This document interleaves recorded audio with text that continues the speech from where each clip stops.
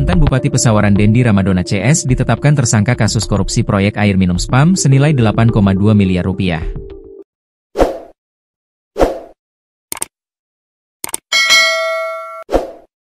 Aspidsus Kejati Lampung, Arman Wijaya mengatakan, pihaknya telah menetapkan tersangka Dendi CS dalam kasus korupsi proyek air minum senilai 8,2 miliar rupiah.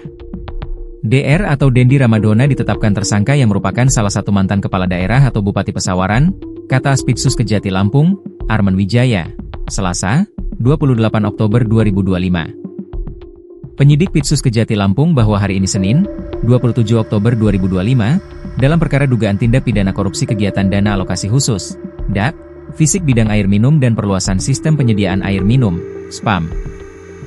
Jaringan perpipaan pada Dinas Perumahan Rakyat dan Kawasan Permukiman Kabupaten Pesawaran tahun anggaran 2022. Tim telah menyelesaikan pemeriksaan terhadap mantan Kadis PUPR Pesawaran Zainal Fikri, ZF, Saril, S, peminjam bendera, Syahril, SY, rekanan dan Adal, AL, pemenang tender. Bahwa berdasarkan hasil pemeriksaan dan alat bukti yang telah ditemukan, dan penyidik berkesimpulan terdapat alat bukti yang cukup dan selanjutnya terhadap Dendi CS ditingkatkan statusnya menjadi tersangka. Hal tersebut berdasarkan surat penetapan tersangka nomor TEP 17L8FD 210/2025 tanggal 27 Oktober 2025 Jo. Surat penetapan tersangka nomor TEP 18L8FD 210/2025 tanggal 27 Oktober 2025 Jo. Surat penetapan tersangka nomor TEP 19L8FD 2 Oktober 2025 tanggal 27 Oktober 2025 Jo. Surat penetapan tersangka nomor TEP 20L8FD 210/2025 tanggal 27 Oktober 2025 Jo. Surat penetapan tersangka nomor TEP 21L8FD 210/2025 tanggal 27 Oktober 2025.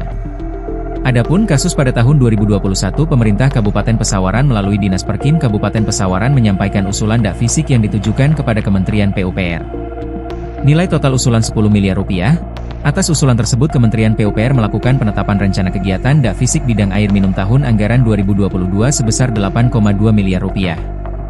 Pada faktanya pelaksanaan tersebut bukan dilaksanakan di Dinas Perkim akan tetapi dilaksanakan di Dinas PUPR Kabupaten Pesawaran.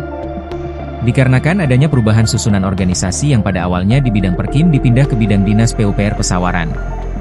Ketika Dinas PUPR akan melaksanakan kegiatan SPAM tersebut ternyata Dinas PUPR membuat perencanaan baru. Sehingga mengakibatkan hasil pelaksanaan di lapangan tidak sesuai dengan rencana kegiatan yang sudah disetujui oleh Kementerian PUPR yang pada saat itu diusulkan oleh Dinas Perkim Pesawaran.